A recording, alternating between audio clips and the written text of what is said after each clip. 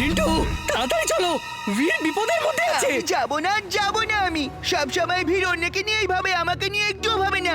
লোকের কি পছন্দ সেটা নিয়েই ভাবে, আমার কি ভালো লাগে সেটা নিয়ে একদম ভাবে না। এটা তোমার ভুল ধারণা জিন্টু। বীর সবসময় তোমাকে নিয়ে চিন্তা করে। ও তোমার মালিক, কিন্তু ও সবসময় তোমার সাথে বন্ধুর মতো মেশে। ও তোমাকে অর্ডার করে না, ভালোবাসে। পৃথিবীর সবাইকে জাদু দেখানো ঠিক নয়। সবাই তোমার পিছনে পড়ে যাবে, সবাই তোমাকে পাওয়ার জন্য লড়াই করবে নিজেদের মধ্যে।